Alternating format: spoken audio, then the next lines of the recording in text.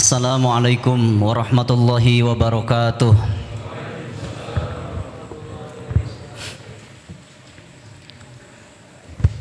Alhamdulillahi rabbil alamin.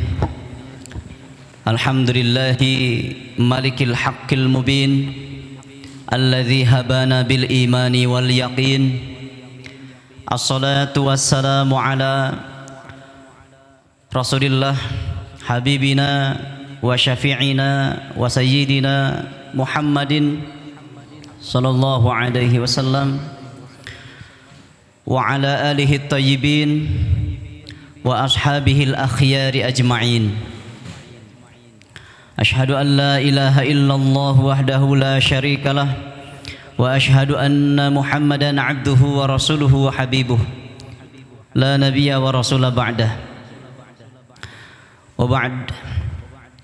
Faya ayyuhal hadirun isma'u qaulallahu ta'ala fil Qur'anil Karim wa biqaulihi yahtadil muhtadun. A'udzu billahi minasyaitonir rajim. Bismillahirrahmanirrahim. Huwallazi khalaqakum min tinin thumma qada ajala wa ajalum musamman 'indahu thumma antum tamtarun. Al-ayah. Sadaqallahu wa rasuluh. Amma ba'du. Faya ibadallah, usikum wa iyaya bitaqwallah. Fa innallaha ma'al ladina taqaw wal ladina hum muhsinun.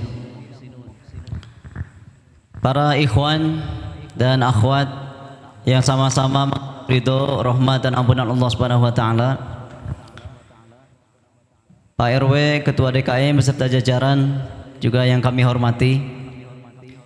Mari semuanya bersyukur pada Allah Subhanahu wa taala melalui ungkapan, ekspresinya diungkapkan dengan kata-kata atas karunia dan nikmat yang Allah Jalla wa Ala berikan kepada kita sekalian sehingga memasuki pekan keempat di bulan Dzulqa'dah. Saya dan antum semua masih dapat melaksanakan berbagai rutinitas ibadah dan kewajiban yang diiringi dengan rasa nikmat. Ini penting karena rasa nikmat dalam ibadah itu adalah sesuatu yang sudah hilang dari umat ini. Betapa tumaninahnya sholat, tumaninahnya zikir dan berbagai aktivitas ibadah lain. Ketika ada saudara kita di belahan bumi yang lain, sangat sulit melaksanakan kewajiban itu. Para hamba Allah, nikmat ibadah itu sekali lagi sangat penting. Jika kita pernah merasakan suatu makanan tertentu dan itu terasa nikmat sekali, mungkin akan sangat mudah kita ekspresikan rasa nikmat itu pada orang lain, bahkan bisa memberikan pengaruh dan seterusnya sampai meyakinkan orang lah bahwa makanan yang kita makan ini lezat luar biasa. Tapi mampukah kita menyampaikan dengan kata-kata kepada orang lain dari nikmatnya sholat, nikmatnya tilawah Quran, nikmatnya dzikir pada Allah, nikmatnya sedekah? Mampukah?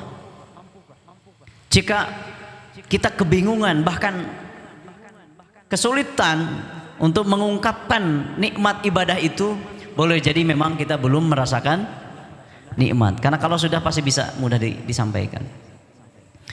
Dalam sirah-sirah kita jumpai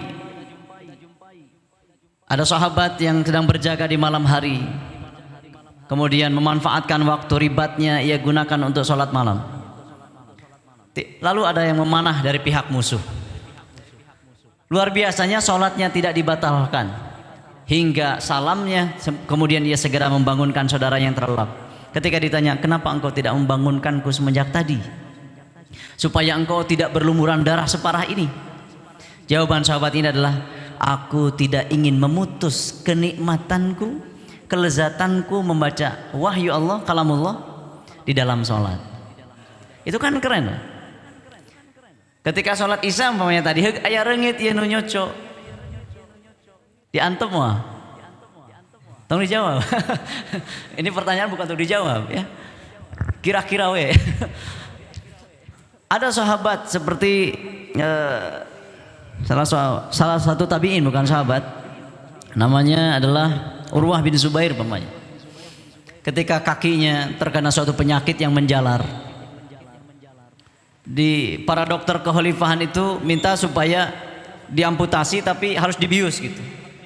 Namun tabi'in mulia ini menolak. Saya tidak ingin, seumur hidup saya tidak pernah bersentuhan dengan alkohol. Saya tidak ingin, kalau dengan ini mengakibatkan kematian, saya tidak ingin menghadap Allah dalam keadaan membawa zat yang haram meskipun hanya 1 tetes gitu. Gergaji kaki saya ketika saya sholat. Saking menikmatinya, menikmati ibadah tidak terasa apapun. Kemudian tadi saya pun mengaminkan apa yang didoakan oleh Rasul Jalasah. Kajian secara live, bukan live ya, ini tetap muka langsung ya. Meskipun perdana, meskipun tadi saya dengar dari Pak Kurnia juga sudah ada zooming dulu ya, kajian-kajian sudah berjalan. Mudah-mudahan ini awal yang baik, ada keberkahan, sehingga kita rindu ngaji itu rapet, sholat rapet, bukan? Ya, mudah-mudahan dengan wasilah ini Allah Tabaraka wa Ta'ala menghilangkan wabah dari negeri kita tercinta dan dari seluruh bumi ini pada umumnya. Allahumma amin. Para hamba Allah dan ya Allah iyakum, harapan kedua sebelum kita memasuki konten kajian kita yang terdengar serem-serem sedap sebetulnya.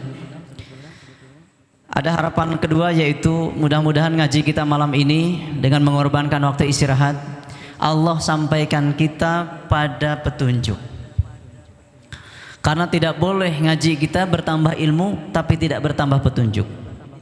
Ada sebuah riwayat hadis Rasulullah SAW, meskipun derajat hadisnya lemah, Imam Adz-Dzahabi dan Imam At-Tabrani melemahkan hadis ini karena ada sanadnya namanya Musa bin Ibrahim, itu matruk, ditinggalkan karena lemahnya hafalan mungkin atau pernah berdusta. Tetapi secara umum hadis ini bisa banyak hikmah yang bisa kita renungkan.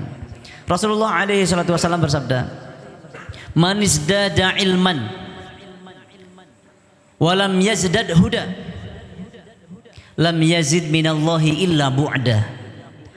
Siapa yang bertambah ilmunya tapi tidak berbanding lurus dengan bertambahnya petunjuk, maka tidaklah Allah menambah untuk dia kecuali hanya menambah jarak makin jauh dengan Allah Subhanahu wa Ta'ala. Ini ngeri. Ngaji kita tidak boleh justru malah membuat jauh dari Allah. Tidak boleh menambah jauh dari saudara, bahkan para hamba Allah gitu. Kok ngaji malah tambah banyak musuhnya gitu ya. Kita makin dalam ngaji kok makin memusuhi saudaranya. Ini enggak benar ngaji begini. Justru kita tambah ilmu, tambah dekat dengan saudara, tambah ruhama melihat saudara. Saya ingat kalimat dari Gus Baha itu, Bahaudin Nur Salim rahimahullah. Beliau mengatakan, saya belajar ilmu ini, ilmu itu. Sekian banyak ilmu yang saya pelajari bukan supaya saya disebut sebagai seorang alim, tapi agar saya bisa melihat betapa luasnya rahmat Allah dan agar saya bisa menghormati umat Muhammad sallallahu alaihi wasallam. Itu cara kita menuntut ilmu. Agar cara pandang kita kepada saudara makin sejuk gitu. Itu ngaji namanya. Bukan makin membenci. Perbedaan furu'iyah kesampingkan dulu. Kalau belum hafal Quran, belum ngerti hadis, usul fikih juga nggak paham, lebih baik mingkem. Ya, apalagi bahas furu'iyah. Biarkan itu ranah para ahli ilmu. Kita masih tolib, sebaiknya jangan sikut sana sikut sini. Para hamba Allah dan ya Allah yakum. Ini harapan kedua, semoga Allah sampaikan kita pada petunjuk, karena petunjuk itu kita perlukan. Saat ini kita sedang berada pada sebuah perjalanan. Menuju mana kita? Menuju mana? Kematian. Nah, kalau dikaitkan tema ya. Meskipun hari ini kalender berapa bulan merah semua ya, libur gitu. Tapi perjalanan menuju kubur tidak pernah libur. Kita menuju Allah Subhanahu wa Ta'ala. Fafirru ilallah. Tujuan kita adalah pada Allah. Dan ini sedang ditempuh perjalanannya. Maka kita butuh petunjuk sampai Allah sendiri mengutus utusannya, menurunkan panduannya berupa Al-Quranul Karim dan sunnah nabinya. Itu adalah petunjuk agar kita bisa mencapai Allah. Tujuan kita itu dengan selamat, tidak menyimpang dulu kaditu kadieula atau bahasa kerennya tersesat gitu. Tapi langsung pada Allah Jalla wa Ala. Penting petunjuk. Bukankah kita pernah menuju sebuah tempat dan kita memang belum tahu tempatnya? Yang kita perlukan apa? Petunjuk. Can usum Google Map harita kumaha carana supaya nepi ke tujuan. Pakai GPS, jaringan penduduk setempat. Kita tanya, "Mang, kira ka dieu ka mana nya? Kinten-kinten abdi ngajug-jug ieu ka hiji lembur," gitu. Ketika kita temukan alurnya itu gembira sekali. Nah, begitupun dalam menuju Allah Subhanahu wa taala. Meh teu kaditu kadi langsung ke Allah. Nah, ini mudah-mudahan sekali lagi ilmu kita yang akan kajian pada malam hari ini, lebih tepatnya kita akan tadabbur di salah satu ayat saja untuk yang berkaitan dengan tema kita. Mudah-mudahan dengan itu Allah berikan kepada kita ilmu yang bermanfaat dan ditambahkan kepada kita pemahaman yang baik. Dan iringi juga dengan petunjuknya untuk mencari ridho Allah Subhanahu wa taala yang berkaitan juga dengan kematian.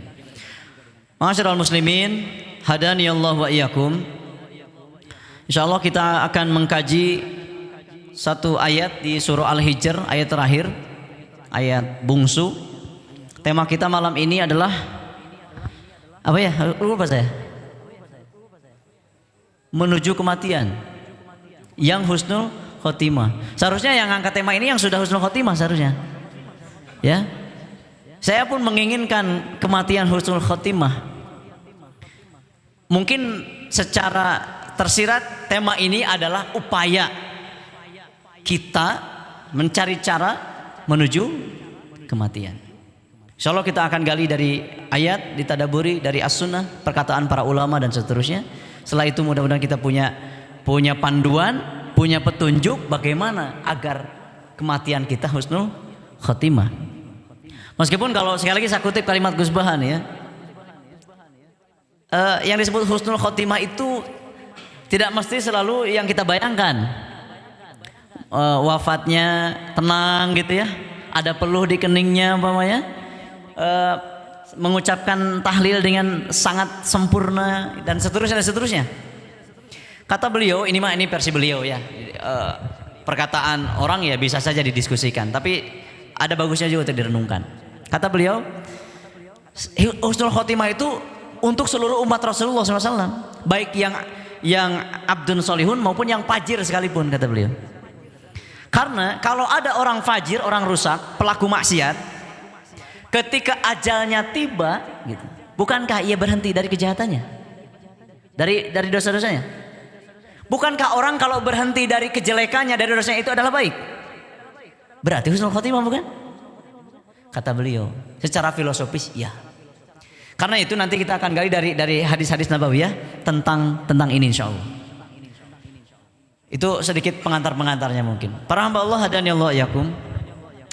Surah Al-Hijr, surah ke-15 ayat terakhir itu berbunyi, ini penggalan ayatnya. Wa'bud rabbaka hatta ya'tiyakal yaqin. Dan sembahlah Allah, wa'bud, dan beribadalah kamu dan mengabdilah kalian semua rabbaka kepada Allah yang memelihara kalian, hatta sehingga ya'tiyakal yaqin, sampai datang, sampai menjumpaimu, ya'tiyaka menjumpaimu al yaqin, sesuatu yang kamu yakini. Apa itu? Kematian. Pertanyaan saya sederhana, memangnya kita yakin kita akan mati? Ada yang ragu akan mati di sini? Apa argumentasi kita bahwa kita yakin akan menjumpai kematian? Atau kematian akan menjumpai kita? Sama saja. Apa argumentasinya? Ayat kullu nafsin diantaranya dha'iqatul maut, setiap yang berjiwa akan merasakan mati umpamanya. Saya kumpulkan beberapa ayat dari Al-Quran, sangat banyak jumlahnya. Kalau mau dicuplikan salah satunya saja umpamanya ya. Tadi di Muqaddimah juga disebutkan, di antara di surah Al-An'am ayat kedua, atau di surah An-Nisa ayat 78. Kalimatnya Allah Tabaraka wa Ta'ala berfirman, Aynama takunu yudrikkumul maut, dimanapun kalian berada gitu ya, kematian akan mendapati kalian. Walau kuntum fi burujim musayyadah. Sahih. Meskipun kalian berada di sebuah benteng yang kokoh. Jadi kalau kalimat di surah Al-Hijr ayat 99 tadi mengatakan sampai menjumpaimu sesuatu yang kamu yakini, yaitu kematian. Pertanyaannya tadi, apakah kita yakin akan mati? Jawabannya sangat yakin. Karena ada dalil nakli dan ada dalil aklinya. Sebutkan siapa semenjak manusia pertama diciptakan hingga hari ini, umpamanya yang pertama-tama itu yang bertahan hidup sampai hari ini. Tidak satupun. Padahal mereka berupaya mencari formula agar tetap awet muda. Meskipun ternyata tetap saja ujung-ujungnya juga tua, renta, bahkan apa? Diusung ke kuburan pun tiba.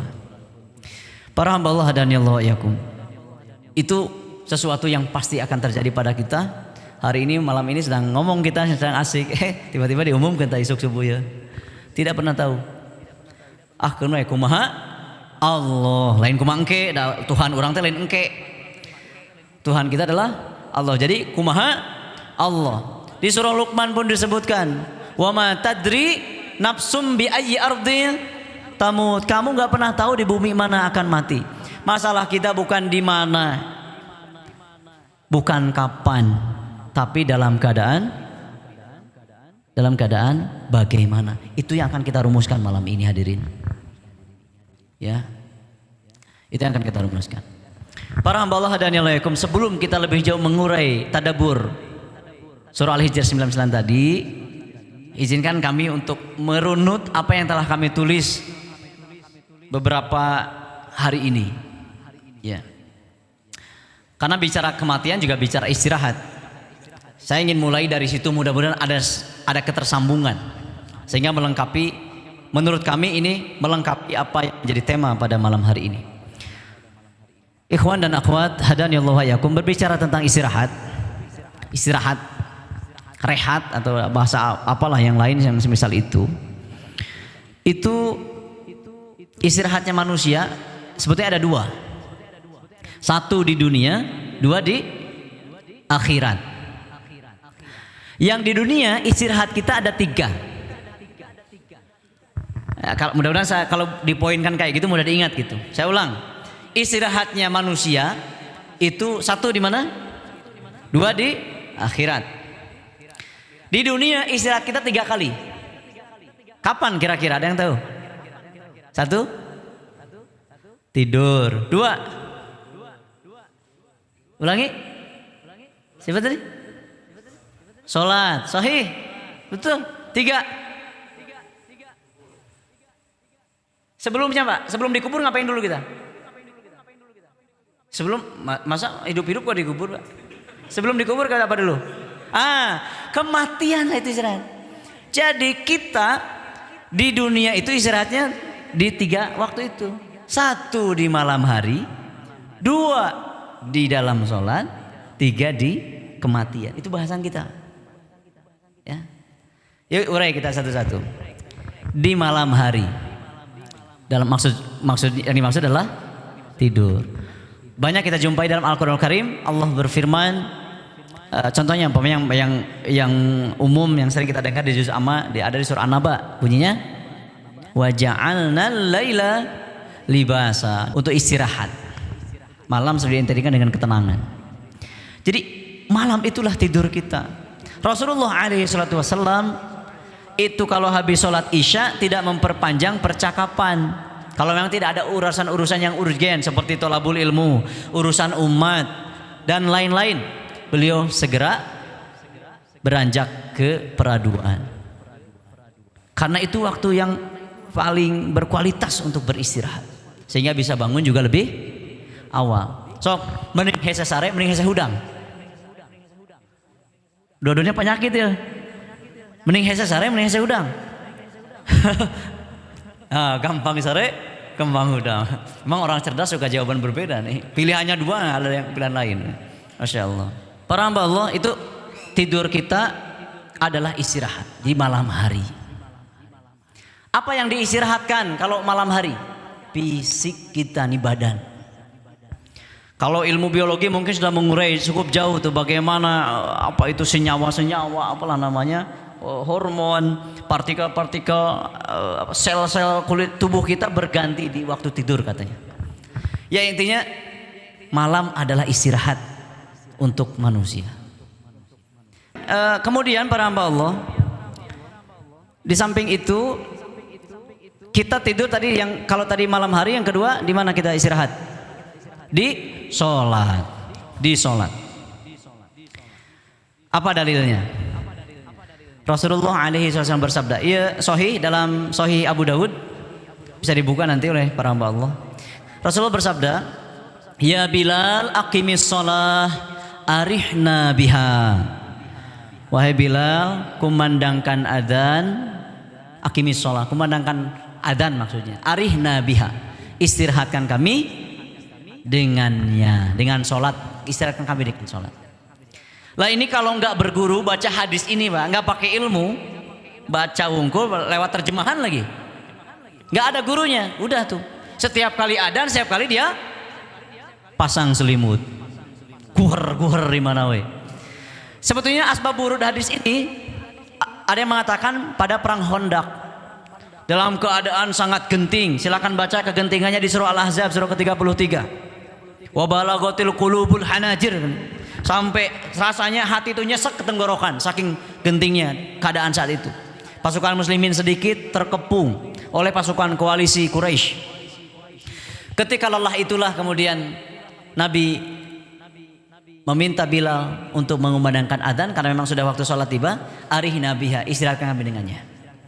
Kalau di malam hari kita tidur, yang diistirahatkan adalah fisik kita nih, dari kelelahan otot-otot kita yang tadinya kejang dilenturkan lagi.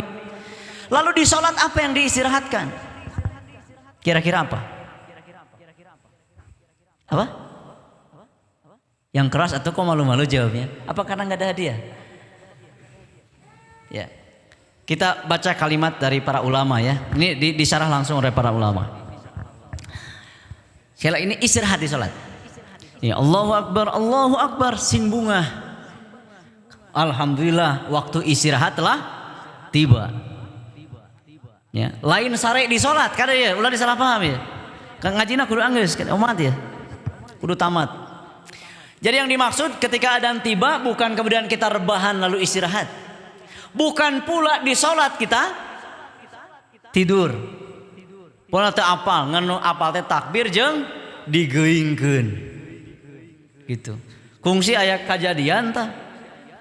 Meureun tunuh meureun ieu mah asli mah aya lain rekayasa ieu. Gelengut-lengut kubrag gitu. Sadar pas labuh nama. Ngan ku sabab era api-api pingsan. Digotong nepi ka imahna geus beres salat teh. Mang kunaon mang geus teu aya jalmi deui kitu tinggal sakedik ganeng sia aing era gitu. Ganeng sia urang ibu aing era. Ya. Keur salat sare nepi ka labuh eta. Me sebab meh teu wirang piping sanan. Ulah kajadian kada di Masjid Al-Muhajirin mah engke aya wartawan ngaberitakeun kan heboh ta sakota Cimahi. Para hamba Allah, kata para ulama, wa fil hadis anna salata rahatun lil qalb min nasabid dunya wa masyaghiliha. Kalau tidur adalah istirahatnya fisik kita sehingga pagi harinya kita bugar, apalagi tidurnya jadi ibadah karena diawali sunnah-sunnah. Nah, roh kita, hati dan pikiran kita diistirahatkan lewat salat. Dari apa? Dari kepenatan, dari kariwuh, dari rasa lelah kehidupan dunia ya, dan juga kesibukannya. Kalimatnya dari para ulama ya, anna sholata rahatun lil qalb, bahwasanya salat adalah wasilah, media untuk istirahat bagi hati. Min nasabid dunya, dari kelelahan dunia, wa masyaghiliha, dan dari kesibukan dunia. Di sholat itulah sok kapusing naon ya urang ngahareupan kahirupan dunia. Dirindukan waktu sholat teh. Kenapa? Karena untuk mengistirahatkan beban-beban berat di pundak ini segera kita rumpuyukan gitu dalam ruku dan sujud, sehingga Allah angkat beban itu ketika kita ruku dan sujud. Alam nashrah laka sadrak wa wada'na anka wisrak alladhi anqadha dhahrak. Meskipun itu hadisnya, ayatnya untuk Nabi SAW, tapi itu pun berlaku untuk kita yang punya segudang beban kehidupan. Meskipun nih Allah itu tidak akan membebani seseorang kecuali kadar kemampuan. La yukallifullahu nafsan illa wus'aha. Sebetulnya kadar ujian kita itu selevel dengan iman kita. Tapi karena iman dan ilmunya tertutup, seolah-olah ujian itu gede pisan. Padahal sebetulnya mustahil Allah memberikan beban pada hambanya di luar batas kemampuan. Nah, di sholat itulah kita istirahatkan berbagai kariweuh kepenat. Sujudkan yang 7 anggota badan kita. Yang jumhur kita pahami 7 anggota tulang. Sok tek sing tumanina, meh marurag.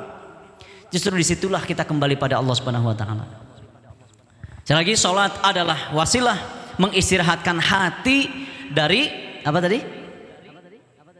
Rasa lelah dunia, apapun yang ditempuh itu, dan juga kesibukannya.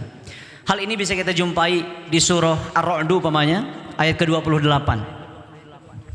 Alladzina amanu wa tatma'innu qulubuhum bidzikrillah, ala bidzikrillahi tatma'innul qulub. Orang-orang yang beriman itu mereka merasa tumaninah, tentram dengan mengingat Allah. Ketahuilah bahwasanya mengingat Allah itu bisa menenangkan hati. Di mana zikir yang paling besar? Di mana tempatnya? Wala dzikrullahi akbar itu di mana? Salat. Maka ayo kita tenangkan kariwuh teh purageun agar bisa khusyuk. Ilal khosyi'in itu di surah Al-Baqarah, maka syaratnya di surah Toha. Bagaimana bunyinya? Surah Toha ayat ke-14. Jazakallahu khair. Kok kesinggungan begini ya orang ini? Hah? Ya, jazakallahu khair. Apa tadi itu lupa ya? Surah Toha ayat 14. Innani anallahu la ilaha illa ana fa'budni wa aqimis sholata li dzikri. Ini syaratnya. Jadi ketika panggilan sholat tiba, itu ajang kita untuk mengingat Allah Subhanahu wa taala. So aina saliwe sholat Isya umpamanya. Ingat Allah dengan ingat yang lain banyak mana porsinya? Gel teh si imam panjang-panjang teuing maksudnya. Nah sholat dina hatena teh gitu ya. Aduh, itu sajadah babaturan uing mah gitu warnana teh gitu. Rupa-rupa dah atuh dah iblis teh mau ngantep orang moal mulus, moal diantep. Hal-hal begitu meski muncul. Ketika itu muncul, segera kembali pada Allah. Tak ingat deui, kesadaran diri penuh bahwa kita sedang sholat. Bahkan aing nu teh ingat tadi teh geus Fatihah teh maca naon keurangnya. Padahal sholatnya sendirian dia. Bahkan sampai tidak ingat surat yang dibaca. Geus bogo aya rakaat tok poho mah gitu. Sampai dia pun lupa. Tadi teh sujud teh sakali geus 2 kali ya gitu. Ala bidzikrillah tatmainnul qulub. Aqimis sholata lidzikri. Tujuan kita sholat untuk mengingat Allah. Kembalikan semua persoalan pada Allah Subhanahu wa taala. Eta nu salah nanti itu urang mah. Keur sholat teh ngahaja mau masalah diingat-ingat kabeh. Aduh poho tadi kerek sholat teh sagedeung cenah. Maksudnya tadi meh ingat apa yang tadi terlupakan. Ini mentalitas tentang sholat. Itu istirahat kita yang kedua. Mari istirahatkan ruhani kita. Apa tadi? Sampai ruhani apa? Pikiran kita, hati kita di mana? Di sholat. Kalau fisik di mana? Seharusnya kalau seseorang sudah istirahat gimana sih? Segar kan gitu. Harusnya setiap orang kalau sudah selesai sholat itu tidak ada wajah-wajah murung. Semua optimis, cerah, menggairahkan hidupnya. Nah, assalamualaikum warahmatullahi. Keluar lawang pantai masjid, nah, masalah. Bebeja kabeh ka jamaah gitu. Mun nu panggihan bebeja komo ka DKI mah. Ya. Jadi aduh, kumaha ieu nya mentalitas teh. Setelah saya sholat kita sudah istirahat. Seharusnya kita bergairah karena yakin akan ada petunjuk Allah untuk setiap permasalahan yang kita jumpai. Dibangun dulu mentalitasnya. Kenapa? Karena Allah selalu bersama prasangka. Ya. Itu yang dibangun dulu. Kita adzan subuh datang. Ya. Lalu mentalitas tadi arek mengingat Allah. Itu ingin mengistirahatkan. Penting iya gelisah karena hutang can kabayar kan gitu. Hutang teh membuat gelisah bukan? Iya. Buat malam hari gelisah, siang hari malu. Itu hutang begitu. Kata hadis. Maka ketika gelisah ini ngong adzan subuh istirahat. Hati, pikiran, kariweuh kasusah. Geus salat subuh ceria deui. Gitu. 5 menit bingung deui gitu. Aya adzan duhur mah kayak gitu terus siklusna. Senteuna aya bunga heula gitu ya. Enggak mustahil kalau hamba Allah pasti optimis hidupnya. Tidak pesimis. Karena kata Imam Syafi'i yang disebut gagah teh ya, disebut gagah yang bisa menyembunyikan kitman, yang bisa menyembunyikan menyembunyikan marah, menyembunyikan kefakiran, kitmanul faqr, menyembunyikan kefakiran. Seolah-olah orang tuh nyangka dia tidak pernah kekurangan. Ulah diebreh-ebreh kasusah mah. Yang ditampakkan apa? Nikmat Allah Subhanahu wa taala. Jelas kalimatnya. Baik, itu istirahat kita kedua ya. Kemudian istirahat yang ketiga yaitu kematian. Ini sudah di ujung kita. Kematian. Itu istirahat kita. Hadisnya begini. Nih, biar nggak ngaco nih ya. Mana ya hadisnya? Ya haula wala quwwata illa billah. Hadisnya cukup panjang. Bismillahirrahmanirrahim.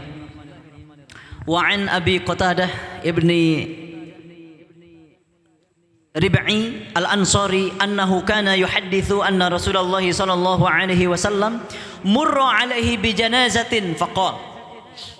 Kalau lebih kurang terjemahnya beginilah. Diriwayatkan dari salah seorang sahabat namanya Qatadah bin Ri'bi al-Ansari, sahabat Ansor. Bahwasanya beliau menceritakan bahwasanya Rasulullah SAW murra alaihi bi janazatin. Didatangkan kepada beliau suatu jenazah yang sedang diusung. Diusung lah bahasa Indonesia kan betul ya, diusung, mun di urang mah dipanggul. Yang diusung begitu, faqala Nabi kemudian bersabda. Ini sabda Nabi. Al-mustarihu wal mustarah minhu. Kata Nabi. Al-mustarih wal mustarah minhu. Sahabat bingung. Nanya ke Nabi, punten ya Rasulullah, maksada kumaha naon nu disebut mustarih, naon nu disebut mustarah minhu. Faqala Rasulullah SAW, Nabi bersabda, al-abdul mu'min, ya al-mustarih, yang disebut al-mustarih itu adalah al-abdul mu'min yastarihu min nasabid dunya wa adaha ila rahmatillah. Yang disebut dengan mustarih adalah seorang hamba beriman. Ini supaya enggak ngaco seperti yang tadi saya katakan. Ini bukan tentang tema bunuh diri nih. Seorang hamba yang beriman diistirahatkan min nasabid dunya wa adaha, dari rasa lelah dunia dan juga apa adaha artinya? Ada. Imatatul ada anitorik. Gangguan. Jadi seorang hamba yang beriman disebut mustari itu ketika ia diistirahatkan dari rasa lelah dunia dan juga berbagai gangguan dunia. Itu hamba yang beriman tuh. Tetapi yang disebut mustarahu minhu, kalau mustarah mah adalah al-abdul fajir yastarihu minhu al-ibad wal bilad wasyajar wad dawab. Jadi kalau seorang hamba yang fajir, yang rusak, fasik, banyak dosanya ini, pelaku dosa, pelaku maksiat, maka diistirahatkan dari orang ini al-ibad wal bilad wasyajar wad dawab. Alam semesta ini beristirahat dari dia gitu, dari gangguan dia. Tapi tadi kembali ke perkataan Gus Baha tadi, bahwa meskipun demikian dia adalah fajir dalam pandangan filosofis, itu pun sama husnul khotimah. Karena kejahatannya terhadap hamba, terhadap binatang ternak, terhadap pohon, terhadap negeri itu berhenti. Jadi jangan membicarakan lagi aib-aib yang sudah meninggal. Gitu. Ya. Ini para hamba Allah. Istirahat yang ketiga kita adalah kematian. Dan tentu kita semua yang hadir di sini secara khusus dan kaum muslimin, seluruh umat Rasulullah SAW, kita berharap semuanya masuk pada kategori al-mustarih. Allahumma amin. Yang diistirahatkan seorang hamba beriman ini dari rasa lelah dan juga berbagai gangguan dunia. Para hamba Allah dan yang lain, sebelum lebih jauh tentang rasa lelah, tentang istirahat, saya ingin kedepankan juga kalimat dari para ulama. Di antaranya juga ada dari sahabat, masih terkait dengan fisik kita nih. Di antaranya dari sahabat mulia Ali bin Abi Thalib radhiyallahu an. Beliau mengatakan, "Rahatul jismi fi qillati ta'am wa rahatun nafsi fi qillatil atham wa rahatul qalbi fi qillatil hatam wa rahatul lisan fi qillatil kalam." Nggak perlu diterjemahkan kan bagi orang Swakama lah ya. Betul Pak Sadia? Nggak perlu ya? Masih perlu? Tak terjemahnya bedanya.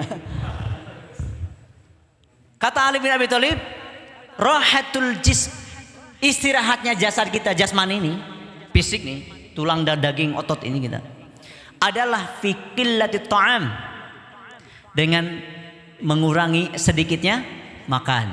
Itu para hamba Allah ya. Jadi badan kita diistirahatkan dengan apa caranya? Sedikit makan. Tapi panitia ngomong-ngomong ada kudapan nggak ya? Hah? Jangan khawatir ya. Ada. Terus apa tadi? Warahatun nafs, mengistirahatkan jiwa fi qillatil atham. Jiwa kita, ruh yang menggerakkan tulang daging kita ini, yang membuat saya bisa ngomong dan megang mic ini, ruh nih. Itu diistirahatkan dengan cara fi qillatil atham, menyedikitkan dosa. Ya, syukur kamu bisa meninggalkan. Tapi memang kita ini manusia yang tidak bisa luput dari kesalahan. Kan ulah dihaja maksudnya. Ulah dihajakin. Nah, jiwa kita diistirahatkan dengan menyedikitkan dosa. Karena jiwa ini tidak akan pernah tenang ketika dosa begitu berlimpah. Silakan tanya para pelaku maksiat. Ya. Pelaku maksiat kalau dia tidak bisa meninggalkan maksiatnya, kata Ibnu Qayyim Al-Jauziyah dalam kitabnya itu, maka ia tidak akan bisa lepas dari maksiatnya meskipun ia sudah tidak bisa menikmati maksiatnya. Ini bahayanya. Pelaku maksiat kalau memang dia tidak berniat untuk bertaubat pada Allah, maka ia tidak akan bisa terlepas dari kemaksiatannya meskipun ia sudah tidak bisa menikmati maksiatnya. Ada yang sudah tidak bisa menikmatinya tuh maksiat itu, tapi ia tidak bisa meninggalkannya. Maka itu sudah panyungkun ti Allah Subhanahu wa taala.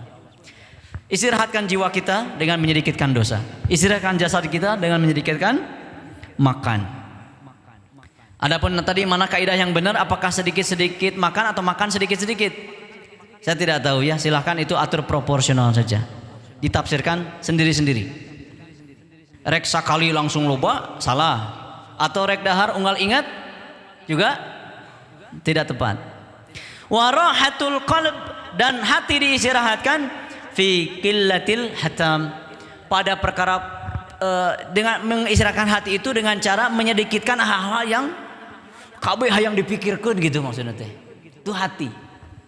Jadi jangan terlalu banyak yang dirawuku, siku kurangi hal-hal apalagi yang tidak penting dan mendesak maka dipikiran segala. Gitu ya. Pikirkan itu hal-hal besar. Kenapa? Karena Allah menyukai hal yang besar. Innallaha, kata Nabi sallallahu alaihi wasallam, innallaha yuhibbu ma'aliyal umuri wa asyrafaha. Allah itu menyukai urusan-urusan yang tinggi dan mulia. Wa yakrahu sabsafaha. Allah tidak menyukai urusan yang cetek-cetek, rendah-rendah, ringan-ringan. Jangan sampai hati kita disibukkan dengan memikirkan banyak hal yang recehan. Pikirkan yang besar-besar. Apa yang besar? Apa yang besar? Agama ini. Agama ini. Ya. Kalau cuma nanti subuh makan pagi menunya apa, itu receh. Nabi nggak pernah disibukkan dengan itu semua. Ya. Urusan nanti baju merek apa ya belinya gitu, kemana belanjanya, receh. Nggak usah ngobrol lah gitu. Cari urusan-urusan besar. Al-Aqsa belum bebas, ya kan? Syariat Islam belum berkibar tinggi di berbagai penjuru muka bumi. Muslimin masih tertindas di mana-mana. Betul? Itu urusan-urusan besar. Cik mikir tenukarar itu. Hafal Quran, Al-Quran dijalankan dalam kehidupan sehari-hari, itu urusan besar. Jadi energi kita di situ dialirkan. Maka hati kita meskipun lelahnya insya Allah berbuah manis nanti, ya. Karena ada kalimat ulama berikutnya. Kemudian warohatul lisan fi qillatil kalam, mengistirahatkan lisan kita dengan menyedikitkan apa? Ngomong. Nah, wingi siapa ya nanti? Ya, insya Allah sekedar yang diangnis ya. Jadi mengistirahatkan lisan dengan menyedikitkan ucapan. Komo lamun baceona teu para rugu.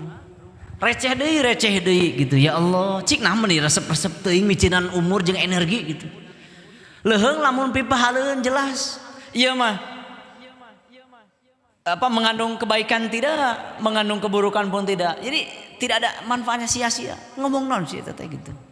Cik dipikir, karena semua yang terlontar dari lisan kita itu semua akan dipertanggungjawabkan. Bahkan di hadapan Allah kelak hadirin, dari ujung kuku kita sampai ujung rambut ini akan mengadukan lisan kepada Allah nih. Akan diadukan kepada Allah lisan kita oleh sekujur tubuh sendiri disebabkan ketajamannya. Cik disamat ayeuna mah atuh. Urang siapkan cara mati kita bagaimana? Setidaknya dengan mengistirahatkan lisan. Dari apa? Dari menyedikitkan bicara yang tidak manfaat. Para hamba Allah, jadi maksud saya begini, jangan sampai berdalih pada diam itu emas, akhirnya kita nggak diam. Justru Anda harus bicara. Kalau bicara Anda itu menyelamatkan, bermanfaat. Kalau diamnya justru malah membinasakan. Gak boleh. Jadi hadis tadi itu proporsional dong dipakainya gitu. Jangan letterlock begitu saja, tidak dimaknai. Jadi hanya tekstual, tidak kontekstual. Para hamba Allah, hadanillahu yakum, itu kata Ali bin Abi Thalib radhiyallahu an tentang istirahatnya jasad kita dari mulai apa tadi ya? Jasmani, ruhani, lisan sampai hati. Silahkan lakukan, istirahatkan. Masih berkaitan dengan rasa lelah dan juga kematian para hamba Allah. Jika tadi hadis yang kami sampaikan tentang Al-Mustari dan Mustaroh telah kita simak, maka berikutnya yang perlu saya sampaikan adalah karena kita tidak tahu di mana wafat kita, selanjutnya tentukan cara wafat kita, rencanain dong. Ya, jadi bagaimana rencanakan cara kita mati? Karena gini, kalau ada hadis nih, ada hadis dari Rasulullah SAW riwayat Imam Muslim. Rasulullah bersabda, "Yub'atsu kullu 'abdin ma mata 'alaihi." Akan dibangkitkan setiap hamba bagaimana ketika ia mati. Nanti pada yaumul ba'ats itu, hari kebangkitan para hamba Allah, kata Nabi, "Yub'atsu kullu 'abdin." Akan dibangkitkan setiap hamba ma mata 'alaihi, bagaimana ia dibangkitkannya itu dalam keadaan bagaimana ia mati. Jadi rencanain, makanya ketika kita bangkit dari kubur masing-masing atas izin Allah itu, karena di dunia kita ruh dengan jasad, nanti di akhirat ruh dengan jasad lagi. Ya ini ruh saya dengan jasad saya lagi akan diperjumpakan lagi oleh Allah nanti, menyatu lagi dan seterusnya. Keluar dari kubur masing-masing bahkan dengan berjalan cepat. Silakan buka Al-Qur'anul Karim, telah menggambarkan itu semua. Jadi hari ini kita bicara ruh dan jasad di dunia nih. Nanti setelah kematian kita, dan kematian kan berpisahnya apa? Ruh dengan jasad. Nanti di ba'ats, ruh akan dikembalikan lagi ke kubur yang ke jasad di mana kita dikubur. Lalu kita keluar darinya, sebagaimana keluarnya tanaman setelah keringnya ketika hujan turun. Begitu Pak. Dan kita dibangkitkan itu dalam keadaan bagaimana kita mati. Orang betul-betul mati dalam keadaan bagaimana dia kebiasaannya. Orang biasa naon sih? Kersare biasa naon. Jadi betulan, bahkan Ustaz Bakhtiar Nasir mengatakan begini. Meskipun saya akan gubah sedikit kalimatnya. Perjalanan hidup kita di dunia ini menentukan, saya ulangi, cara kita melalui perjalanan hidup ini menentukan cara kita mati. Sebetulnya kalimat Ustaz Bakhtiar Nasir saya gubah sedikit. Ya.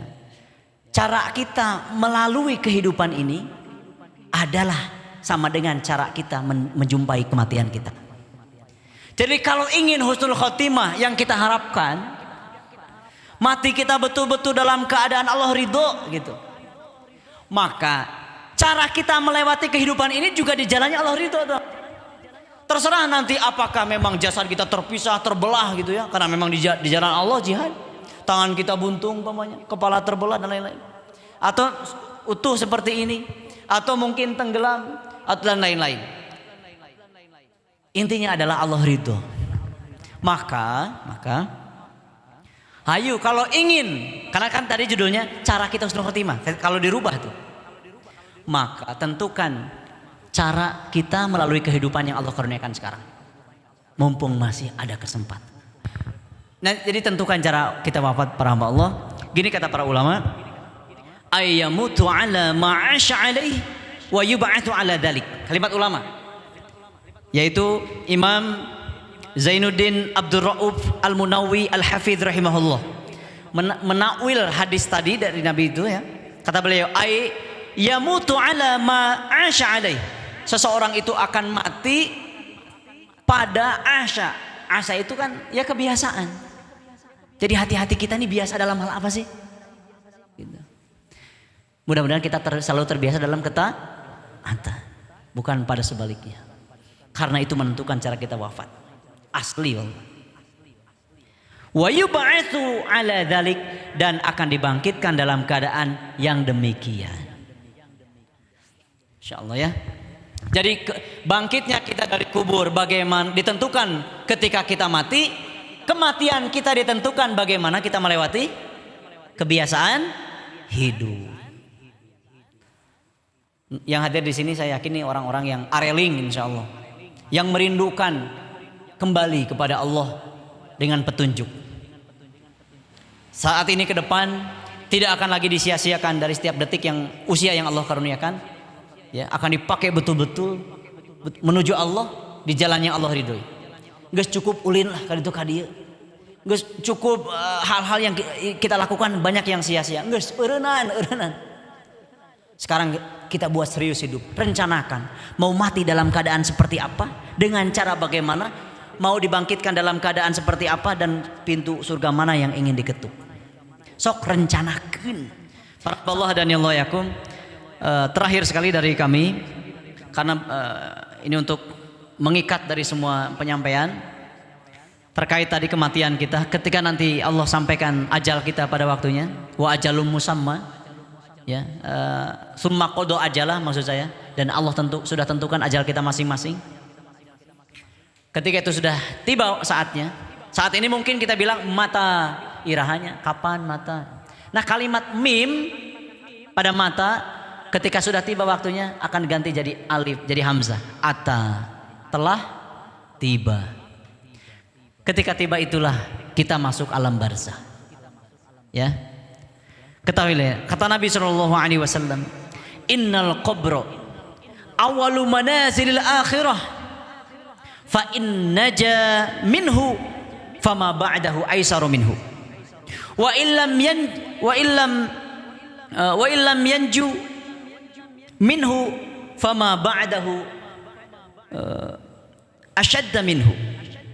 Sesungguhnya innal qabra awalu manazilil akhirah, sungguhnya kubur itu, alam barzah itu adalah gerbang akhirat, gerbang. Kata beliau, fa in najaminu, kalau siapapun di antara kita yang sukses, yang selamat di gerbang, lolos checkpoint kalau bahasa kita hari ini. Ya kasuka masjid tadi tembak ke laku sek suhu gitu nya. Peletuk kayak 2 wae mah yang nyandung panas yo gitu. normal. Lolos normal gitu ya. Suhu minus bahkan suhu nanti. Terus pakai APD lengkap. Nah, yang lolos di gerbang tadi di alam barzah di kubur itu. Fa inna jaminhu fama ba'dahu aisaru minhu. Maka setelah dia dari gerbang itu ke alam ba'ats, ke alam mahsyar, ke alam mizan gitu, hisab, sirat dan seterusnya, itu aisaru minhu. Allah akan terus berikan kemudahan. Hoyong gitu. Mustahil lah muntahayang. Kudu syahadat deh nanti.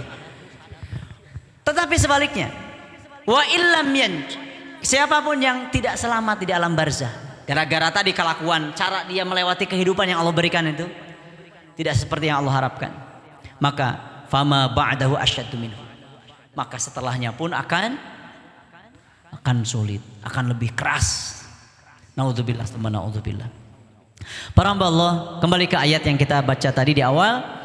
Wa'bud rabbaka hatta ya'tiyakal yaqin, dan sembahlah Allah ayuhal mu'minun, sembahlah Allah sampai jelas kematian datang pada kita. Ayat ini mengisyaratkan kepada kita bahwa beribadah pada Allah itu tidak mengenal waktu.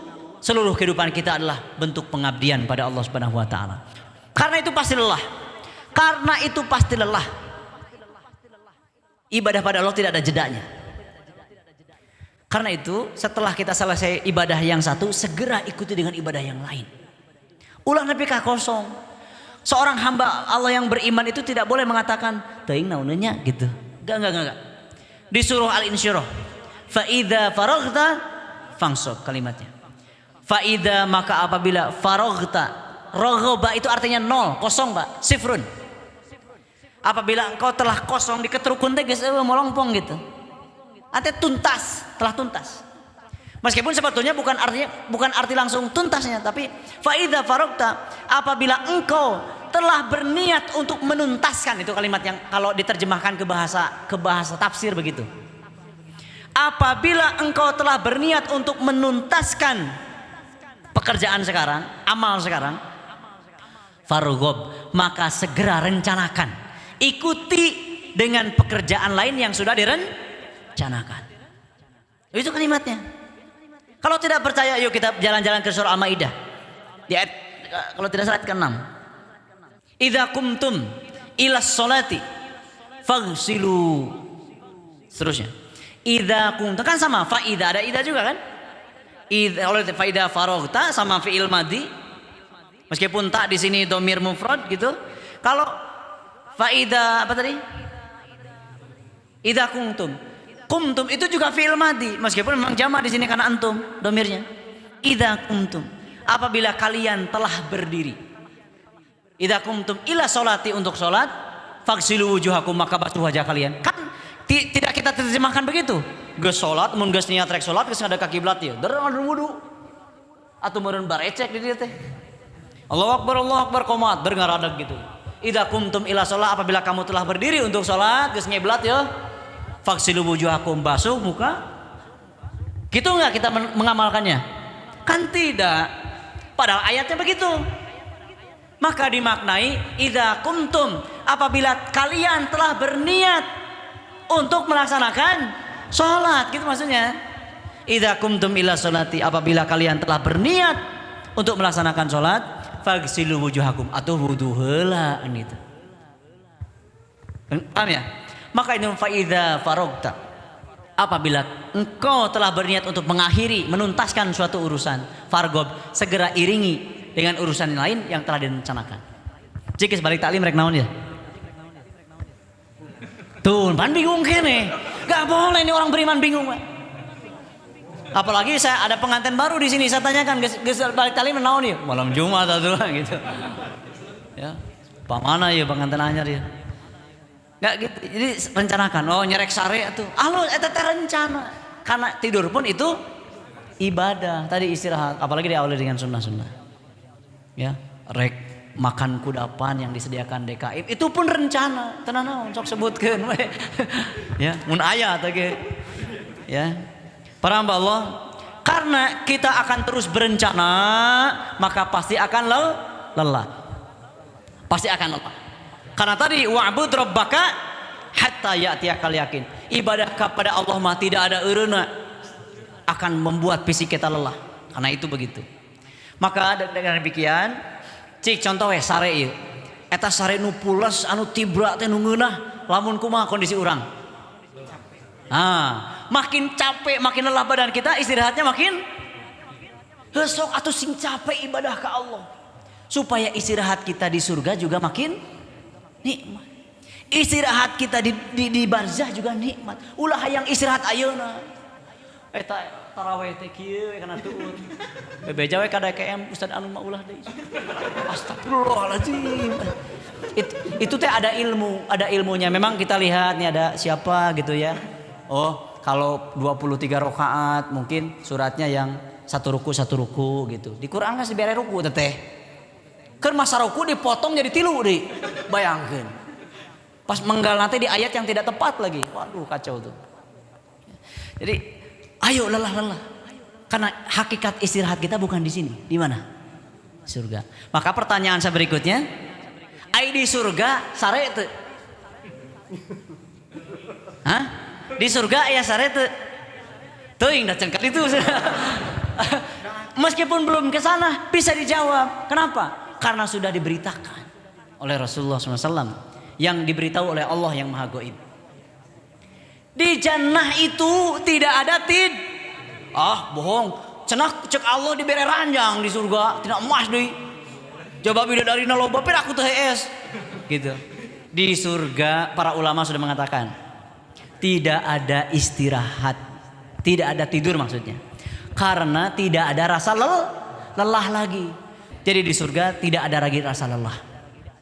Jalanan pernah dengar mungkin istri Nabi Muhammad SAW, ibu kita Khadijah radhiyallahu anha, diberikan kabar gembira oleh Allah Subhanahu Wa Taala dalam sebuah hadis akan dibangunkan istana yang dindingnya dari itu ada hadisnya dibaca tuh. Kemudian hadis itu dan lanjutnya yang tidak ada lagi kegaduhan dan rasa lelah, tidak lagi kegaduhan dan rasa lelah. Itu sebagai kabar gembira bagi Khadijah. Nih, sampaikan kabar baik kita pada istri-istri kita. Karena rumah Rasulullah itu selalu kedatangan tamu untuk belajar. Ini ngaranna tamu kan kudu disuguhan. Dan Khadijah lah yang berperan. Nyuguhan gitu barang siar heula, nyuguhan keenggeusna dikumahan gitu. Capek tuh. Capek atuh. Ya. Jadi di surga tidak ada lelah. Maka tidak perlu istirahat. Di mana kita harus berlelah-lelah? Di dunia. Dalam beribadah pada Allah. Jadi jangan sampai lelah kita justru dalam bermaksiat pada Allah. Karena istirahatnya di mana? Jeung teu istirahat deui. Istirahat teu bisa. Itu di Al-Qur'an, yukhaffif 'anna yawman minal 'adzab. Penduduk neraka minta pada Allah, ya Allah ringankan siksa ini dari kami meskipun hanya sehari. Yukhaffif, ringankan anna dari kami yauman minal adab, sehari saja dari ringankan. Bisa enggak? Enggak bisa istirahat mereka dari siksaan. Naudzubillah tsumma naudzubillah. Sudahlah di dunia lelah, tapi lelahnya dalam maksiat. Di neraka teu bisa istirahat karena terus menerima. Sok ulah kagok ibadah nyakeun. Salalah-lelahna. Infak, qiyam, tilawah, birrul walidain, bermasyarakat, zikir pada ibadah fardiyah maupun ibadah jamaah. Sok nyakeun lah mumpung aya umur. Hayu babarengnya. Terus jangan pernah mengatakan sud karena kita tidak pernah tahu amal mana yang diterima oleh Allah Subhanahu wa taala. Terus nepi ka capek. Kudu capek memang. Supaya makin lelah kita makin nikmat istirahat kita nanti di barzah dan di dalam jannah Allah Subhanahu wa taala insyaallah. Terakhir dari kalimat ulama, betul terakhir banget itu istu. Masyaallah ya. Imam Ibnul Qayyim Al-Jauziyah rahimahullah dalam kalimat beliau mengatakan masalihud dunya wal akhirah manutatun bit-ta'bi. Kemaslahatan, kebaikan urusan dunia dan akhirat kita manutatun itu bergantung pada bit-ta'bi, rasa lelah kita di dunia. Gitu. Kata beliau lagi, wala rahatun liman la ta'balahu bal ala qadri ta'bi takunur rahah. Tidak bisa disebut istirahat orang yang tidak bisa merasakan lelah. Tidak disebut istirahat orang yang tidak merasakan lelah. Bal ala qadri ta'bi, justru bahkan atas ukuran rasa lelah lah takunur roha. Istirahat itu bisa dirasa lebih nikmat. Semakin lelah makin nikmat. Maka sekali lagi mari kami mengajak pada diri, keluarga dan juga para hamba Allah yang hadir. Ayo wa'bud rabbaka hatta ya'tiyakal yakin. Kita berlelah-lelah dalam beribadah pada Allah mumpung masih hidup sampai jelas apa yang kita yakini akan datang, yaitu kematian. Jangan sampai lelah kita mengalir, habis energi kita pada hal-hal yang Allah murkai. Selamat berlelah-lelah dalam ibadah pada Allah hingga kematian menjumpai kita semuanya. Barakallahu li wa lakum. Usikum wa iyaya bitaqwallah. Fa innallaha huwa a'lamu biman ittaqa. Aqulu qouli hadza wa astaghfiru li wa lakum walhamdulillahilladzi bi ni'mati tatimmu shalihat. Kepada Rasul jelasah kami kembalikan. Wassalamualaikum warahmatullahi wabarakatuh.